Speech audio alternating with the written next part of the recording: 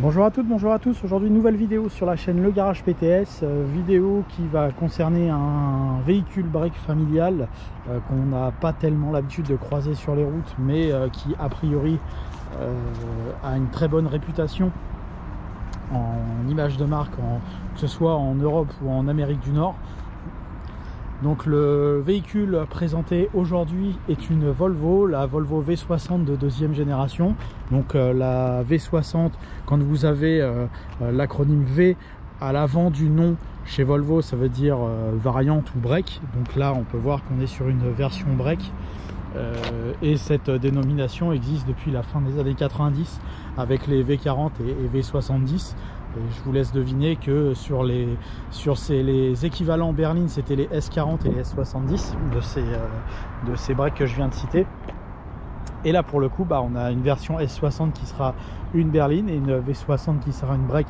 Donc ce qui est présenté ici dans sa définition mécanique D3, donc l'intermédiaire on va dire chez Volvo. Alors celle-ci est de 2017, elle fait partie des toutes dernières productions parce qu'elle est toute fin 2017. Il faut savoir que ces Volvo sont sortis en 2011, fin 2010, début 2011 et ont une carrière jusqu'en 2018 et après une nouvelle V60 est sortie. Et en cours de carrière, donc au milieu de carrière de ces V60, ils ont troqué les diesel PSA en version D3 et D2, donc les plus petites de la gamme, pour des moteurs Volvo, donc comme équipé ici, on reviendra dessus un petit peu plus tard. Donc c'est toujours un véhicule de 2 litres de cylindrée, puisque avant c'était déjà du 2 litres sur la version D3 et la D2 était une version 1,6 litre HDI. Et les versions supérieures, donc D4, D5. Pour ces V60 donc phase 2 restylé, on va dire, donc dernière série, on est sur des 4, des 5, on est encore sur des moteurs Volvo, mais en 4 cylindres, voire hybride. Mais là, on a un moteur beaucoup plus classique avec cette version D3, donc un 2 litres Volvo de 250 chevaux, associé à une boîte manuelle 6 rapports. On trouve plus régulièrement des boîtes automatiques sur ce type de véhicule, mais comme les boîtes Volvo en automatique, c'est pas forcément ce qu'il y a de mieux, et bien là en boîte manuelle, c'est plutôt pas mal aussi de l'essayer. Et la finition qui équipe cette voiture, donc c'est une Momentum Business, donc c'est une version intermédiaire, mais avec déjà un très bon niveau d'équipement, pardon, je vais y arriver. Donc la Volvo V60, c'est une concurrente des Audi A4, des classés, des séries 3 pour les marques premium. Après, les marques généralistes veulent aussi éventuellement s'essayer à la concurrence de ce type de marque, exemple avec la Peugeot 508. Également les Ford Mondeo, etc. Enfin, vous trouvez tout un tas de breaks. On est sur une voiture qui fait 4,60 m de long. Et donc on a quelques détails esthétiques intéressants sur ces Volvo. Donc on a ce qui est devenu classique aujourd'hui, les LED dans les pare-chocs avant. On va retrouver les phares au xénon sur cette version. On peut voir le petit cache dans le pare-choc qui permet de loger le lave-phare. On a des jantes en piton, donc ça c'est pareil, c'est de l'équipement très moderne. On a une jante laquée noire avec un centre, une partie la plus visible chromée. On a les radars de stationnement à l'avant, à l'arrière. Sur celle-ci, on n'a pas de tout ouvrant, on a une peinture métallisée. On peut noter également l'absence de protection latérale sur l'entièreté de la carrosserie. Alors les tôles chez Volvo en général sont plutôt bonnes. D'ailleurs, le poids de la voiture s'en ressent. On a une voiture qui est relativement lourde, et par contre on n'a aucune protection latérale, donc attention, si vous utilisez votre Volvo en ville, vous aurez possiblement des marques. Donc là on a un exemplaire qui est plutôt bien préservé en termes d'état. Vous le retrouvez à la vente éventuellement chez Auto Saint-Marc, si ce type de voiture vous intéresse. Vous aurez le lien dans la description, le lien de la page internet, et puis si d'autres voitures vous intéressent également, vous pouvez les contacter ou me contacter moi directement, aucun problème. Donc la voiture, comme je disais, aucune protection latérale, mais par contre des petites finitions chrome. Voilà, on est plutôt sur du haut de gamme, des finitions laquées ici. C'est plutôt de bonne qualité, c'est plutôt de bonne facture. C'est pas des voitures très courtes, donc on va pas faire on fera pas d'avis fiabilité sur cette voiture parce que malheureusement c'est pas assez répandu pour se faire un avis objectif. Mais on parlera un peu plus tard de la mécanique. Encore une fois, donc l'intérieur en cuir qui équipe notre modèle d'essai est plutôt de très bonne facture. comme d'habitude chez Volvo, j'ai envie de dire. Donc le siège est plutôt bien dessiné, il a l'air confortable, et les cuirs, voilà, on est sur une voiture qui a 5 ans, 150 000 km, ça n'a pas bougé du tout. Pareil, panneau de porte en cuir, rappel d'aluminium sur le panneau de porte, rétroviseur rabattable automatiquement, 4 vitres électriques sur la porte, ça c'est très classique. Comme d'habitude chez Volvo, on va retrouver une console centrale plate, j'ai envie de dire, avec un petit rangement à l'arrière. Les clients Volvo vont pas être dépaysés par le design de cette voiture, puisque non seulement, comme je disais, le petit rangement qui se trouve derrière le tableau de bord, mais également le dessin de la climatisation très classique, avec le petit bonhomme dessiné qui nous permet de situer l'emplacement de ventilation choisie, ou bien de le mettre en automatique de manière plus classique. Donc une climatisation bisone, on peut le voir ici. Et au-dessus, on a les touches complètes pour la navigation, ou le système radio, ou le système CD, etc. Donc là, c'est la partie audio, je dirais. Audio qui nous offre la joie d'un système Harman Kardon, dont on peut dire qu'il est d'excellente facture, comme d'habitude chez Volvo. Volvo a pris l'habitude depuis au moins 20 ans maintenant de proposer des options audio. Alors à l'époque c'était des Prologic, etc. Ils appelaient ça comme ça. C'était des systèmes audio de très bonne facture. Et il continue encore aujourd'hui, donc avec la marque Harman Kardon sur ce V60, qui nous propose donc un niveau sonore audio de qualité. La mise en route se fait par le moyen d'une clé en forme de galet que vous rentrez dans une encoche, un peu comme chez BMW. Vous appuyez sur le bouton start et la voiture se met en route. Donc on peut voir différentes animations, aussi bien au niveau de l'écran que du compteur de vitesse. Donc le compteur de vitesse, vous avez différents modes. Je vais fermer la porte, comme ça on va voir plus précisément comment ça se passe. Donc sur la commande d'essuie-glace, comme d'habitude chez Volvo, vous avez une touche où vous pouvez naviguer dans certains menus. Voilà, donc il y a différentes fonctions. Et en plus de ça, alors c'est pas forcément facile à une main, quand vous appuyez sur OK, vous pouvez changer de thème. Donc voilà, vous avez des messages, donc réinitialiser le compteur journalier, statut d'entretien. Là, je sais pas ce que c'est le message, on va le voir. Ah oui, il faut que je mette ma ceinture. C'est comme d'habitude chez Volvo, on est très regardant sur la sécurité, donc les entretiens, etc. Et donc on peut mode contraste et les thèmes. Voilà, donc éventuellement éco, éventuellement élégance. Donc on peut voir les différentes fonctions. Là, c'est le mode performance qui a été mis. C'est pas pour ça que la voiture va aller plus vite, et donc on peut voir un fond de compteur rouge. Et donc de gauche à droite, on va retrouver sur le véhicule, au niveau du compteur, donc la jauge à carburant à l'extrême gauche, ainsi que la température d'eau. Mais également, si on tourne les commandes, on va trouver normalement, ah oui, c'est parce que là le régulateur est désactivé, je me disais aussi qu'il y avait quelque chose. Donc on va retrouver la température d'eau, mais quand vous avez le régulateur de vitesse, la température d'eau n'est plus affichée. Après, vous allez retrouver donc la consommation moyenne juste en dessous, et le thermomètre, pardon, je vais y arriver. Au centre, compteur, compte-tour et le kilométrage de la voiture. Et à droite, donc en tout cas sur cette version sport, enfin sur ce compteur sport, le power. Donc plus vous accélérez, plus la petite flèche jaune, le petit bouton jaune monte, la pendule. Et tout à droite, le logo pour vous dire changer de vitesse, rétrograder ou monter de vitesse en fonction de si vous êtes trop dans les tours ou pas. Donc un compteur assez traditionnel chez Volvo. Les commandes d'essuie-glace et de phare sont également très traditionnelles chez Volvo. On va retrouver le bouton pour ouvrir la trappe à carburant avec les phares automatiques, la poignée de frein à main juste en dessous. Alors c'est un peu étrange parce que la poignée, je trouve qu'elle est inversée par rapport aux autres marques. Ça ressemble un peu aux poignées des Renault, des anciennes Renault. Chez Renault on tirait dessus, là il faut appuyer pour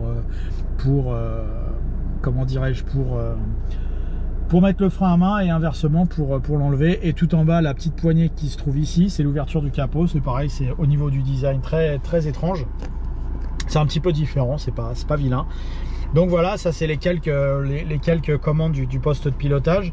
En termes de confort de conduite, on peut voir que j'ai beaucoup de place là de chaque côté. On n'est pas du tout, on se sent pas du tout à l'étroit, et le maintien du siège et le confort du siège est plutôt également d'excellente facture, pardon. La coudoir évidemment est fournie de série, gainé de cuir, le pommeau de vitesse avec la boîte 6 vitesses et la marche arrière, et un rangement ici avec les porte-gobelets. Ça c'est pour le marché américain. Et du coup on est plutôt bien installé en termes de visibilité générale. C'est assez petit, les surfaces vitrées, et la vision de 3/4 arrière est améliorée malgré tout par le fait qu'on ait une petite vitre tout au bout, donc ça améliore légèrement la vision de 3/4 arrière. Et on a également une vitre arrière mais assez petite, mais finalement ça dérange pas, donc voilà. On peut noter également l'élégance du rétroviseur intérieur. Il n'y a pas de partie plastique autour, c'est vraiment pas mal. C'est un beau petit design. Donc voilà, la vision périphérique n'est pas exceptionnelle, mais elle n'est pas non plus catastrophique. Le siège par contre est très bien, on va le voir à l'utilisation dans quelques instants. On va passer à l'arrière. Donc à l'avant j'étais plutôt bien. À l'arrière par contre, alors il y a beaucoup de longueur à ce niveau-là. Par contre j'ai vite fait les pieds sous le siège. Il faudrait que le conducteur lève son siège pour, je pense, avoir un meilleur confort, mais ça c'est ma position de conduite, et avec ma position de conduite je trouve qu'on est assez gêné de ce côté là. C'est plutôt dommage. Par contre la qualité de la banquette est très bonne, à l'image de ce qu'on a à l'avant. On est plutôt bien installé. La fenêtre ne descend pas jusqu'au bout, mais bon, globalement ça va. On a quand même une surface vitrée assez intéressante. La vitre électrique à l'arrière, un petit aérateur à la façon des monospaces. Donc ça c'est plutôt rare dans les berlines et les breaks familiales. Et du coup je pense que c'est plutôt pas mal.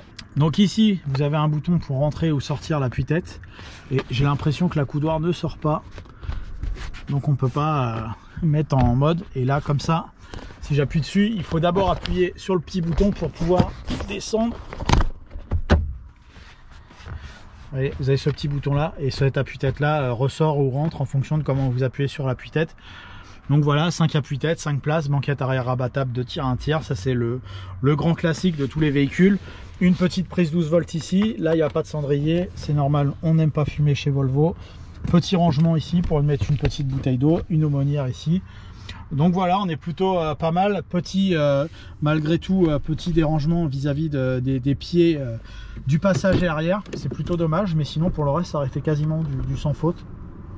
On va prendre les mesures comme d'habitude pour voir ce que nous donne notre appareil. Donc pour les genoux, on a 56,8, et en largeur au coude, comme d'habitude, on mesure, tac,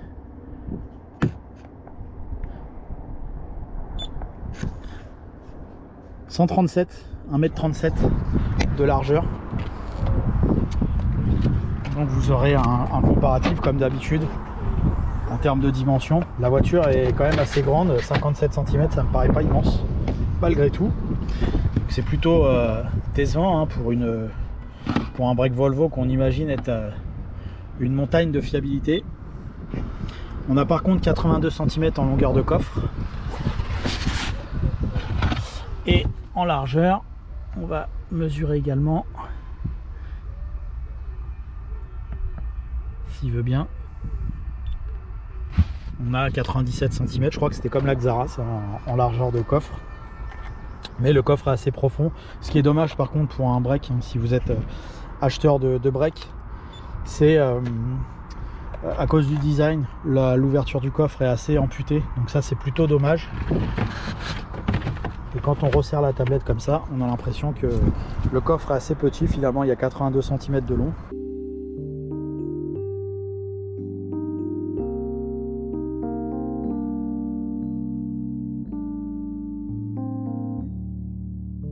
Donc voilà, un espace à bord disponible intéressant à l'avant, un petit peu moins à l'arrière. Le coffre, attention à l'ouverture. Quand vous avez l'habitude des gros breaks Volvo, si vous passez directement sur ce type de produit, vous allez être un petit peu choqué. Et donc la partie moteur, donc 2 vérins qui soulève le capot. Et donc je disais que le moteur, donc c'était un moteur Volvo hein, sur cette génération, un moteur Volvo VEA, ils appellent ça comme ça, donc c'est un moteur de production 100% Volvo.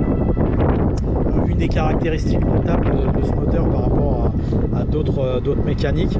Alors je ne suis pas non plus un expert, il faudrait voir si les dernières générations maintenant de diesel sont comme ça, mais en tout cas c'était les premiers à avoir des injecteurs avec un calculateur sur chaque injecteur pour maîtriser a priori la consommation encore plus que d'habitude.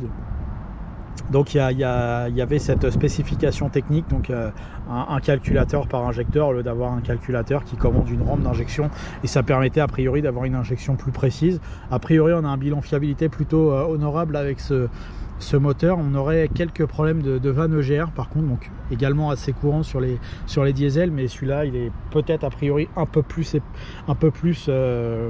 attaqué par ce type de soucis. Sinon en termes d'entretien c'est très classique, hein, une révision par an et la courroie de distribution tous les 150 000 km. Là elle vient d'être faite, il n'y a rien de sorcier pour la faire, c'est du 2 litres diesel classique. Voilà, donc un bilan mécanique très correct. On va pouvoir aller essayer cette voiture sur route pour se rendre compte de ses qualités dynamiques.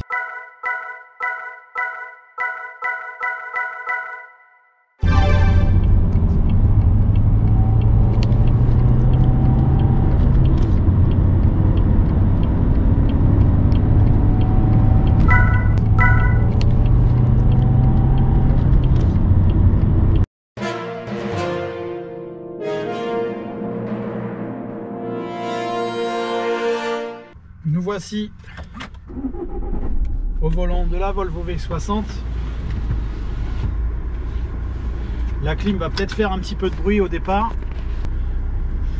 Donc comme je le disais tout à l'heure, la visibilité périphérique de la voiture est assez moyenne je trouve. Les surfaces vitrées sont assez petites. Ça c'est pour le style. Alors on s'y fait, hein, il n'y a rien de dangereux à ça. C'est un petit constat malgré tout par rapport à d'autres véhicules de même niveau. Par contre le siège est de très bonne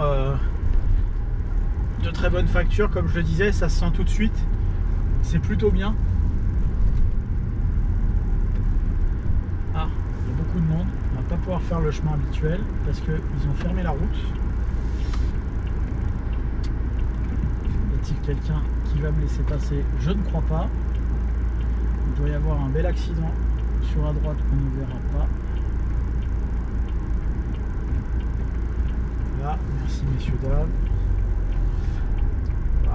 On va changer de parcours par rapport à d'habitude parce que je crois bien que là ça pose pas mal de problèmes. Donc étant donné qu'on est dans les bouchons, ça nous permet de dire que le moteur est globalement silencieux au ralenti. On n'entend pratiquement pas le moteur, on entend juste la ventilation. Par contre on a quelques vibrations, donc c'est un petit peu dommage pour un moteur un peu dernier cri comme ça d'entendre c'est pas d'entendre, c'est de sentir des vibrations dans le pédalier. Le pommeau ça va, mais dans le pédalier on a quelques vibrations, c'est assez dommage. Pour une voiture premium, bon, il n'y a rien de très particulier, mais je me fie toujours à ce qu'on peut avoir dans la concurrence et ce à quoi on peut s'attendre avec un véhicule premium. Hein. C'est une voiture qui vaut quand même en neuf entre 45 ou 50 000 euros, donc c'est quand même pas donné. Et donc on attend certaines choses. C'est sûr que si sur une 208 ou sur une Fiesta on a le pédalier qui vibre, c'est moins grave et je le signale pas forcément. Mais là sur une auto comme ça on a quelques vibrations dans le pédalier, c'est plutôt dommage.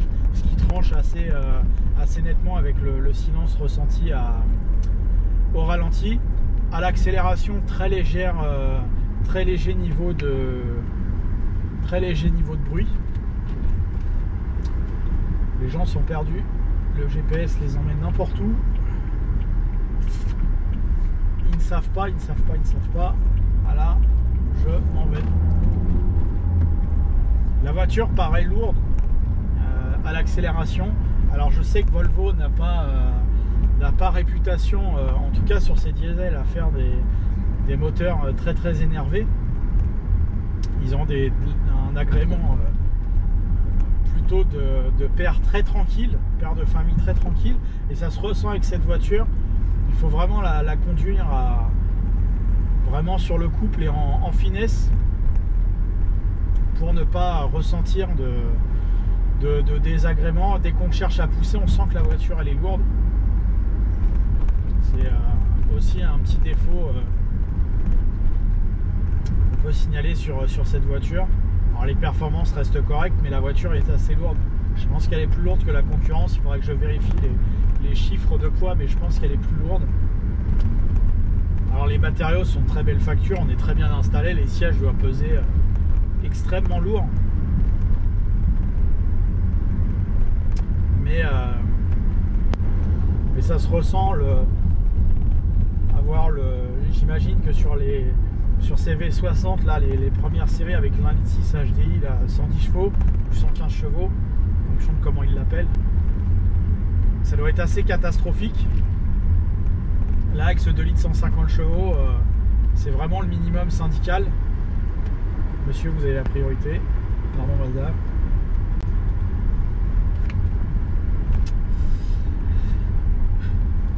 Du coup, en dessous de 150 chevaux sur cette V60, ça me paraît un petit peu limite. Alors évidemment, là on roule à 30 à l'heure, donc on n'a pas besoin de 150 chevaux pour rouler à 30. La route est très défoncée, il n'y a aucune vibration dans l'habitacle, le confort reste d'excellent niveau.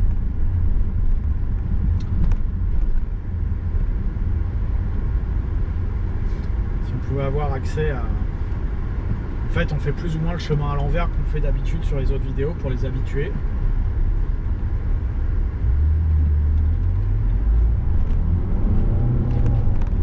J'ai poussé un peu la première, on entend légèrement le moteur, mais franchement c'est pas mal hein. Et après les vibrations au ralenti dans le pédalier disparaissent une fois qu'on a pris la route. Les vibrations disparaissent, donc c'est vraiment un désagrément de courte durée, je dirais.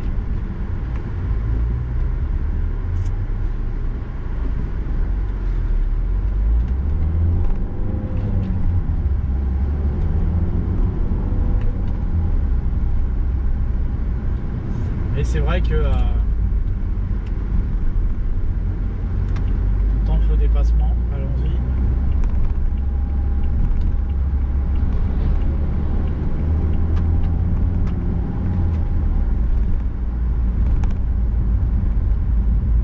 La boîte de vitesse est assez précise, simplement je trouve que l'enclenchement de la 5e est assez étrange. Il fait très court, très proche. La première fois que j'ai enquillé la 5e, j'ai cru que j'étais en 3e et j'étais bien en 5. Donc il y a une petite habitude à prendre, il y a une petite bizarrerie.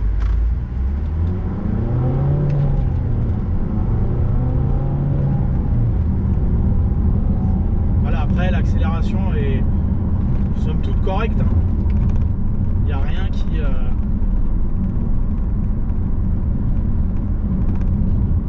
qui nous dit sur l'accélération que la voiture est lente, mais je pense qu'elle est malgré tout avec un agrément moteur un peu inférieur à ce que propose éventuellement une 318D chez BM ou une A4 TDI 150. Je pense qu'il y a moins d'agrément moteur, mais en même temps c'est pas la philosophie de la marque, donc c'est aussi c'est raccord, c'est logique. Moi, le fait qu'elle n'ait pas de boîte automatique, ça me dérange pas plus que ça. Certains vont la préférer avec. Moi, ça me dérange pas plus. Donc voilà, on a plutôt une voiture de très bonne qualité, de très bonne facture. C'est bien supérieur en tout point à une 508 par exemple, je trouve. c'est également bien supérieur à une C5 de la génération identique à celle-ci, là, les 2009-2018. C'est, je trouve, une meilleure voiture. C'est également une meilleure voiture que la série 3 E90 ou E91 en break. Après la F30, faudrait que je me remette dedans. Je pense que la F30 est quand même mieux. Mais voilà, c'est franchement c'est un très bon niveau de véhicule. Et je préfère Volvo à Audi en termes de manière générale. Je pense qu'il n'y a pas de doute non plus au niveau de mes goûts. Je préfère cette Volvo à l'Audi. Voilà, donc très bonne voiture. Pas grand chose à lui reprocher. Comme je disais, pour rappel, au niveau du moteur, ça manque un peu d'agrément, on va dire. L'espace à bord pour un break Volvo, c'est on peut faire beaucoup mieux. Sinon, pour le reste, très grand confort, très grande qualité de fauteuil. La hi-fi Harman Kardon est de très bonne facture. Les qualités des plastiques, etc. On a vraiment une bonne voiture dans les mains, donc c'est fait pour faire des kilomètres. C'est fait pour éventuellement emmener sa famille sans problème. Donc elle remplit son rôle totalement. Donc très bon choix si vous souhaitez acquérir ce type de modèle. Allez-y les yeux fermés. Prenez minimum 150 chevaux à mon avis. En dessous ça va être galère. Après automatique, manuel, machin, là c'est vos choix. Parce que bon, c'est pas non plus très courant comme voiture, mais vous pouvez y aller sans problème. C'est une très bonne voiture. Voilà, merci à vous d'avoir suivi ce nouveau test de véhicule, en l'occurrence une Volvo V60 de 2017 avec le moteur D3, finition Momotum. Merci à vous d'avoir suivi cette nouvelle vidéo.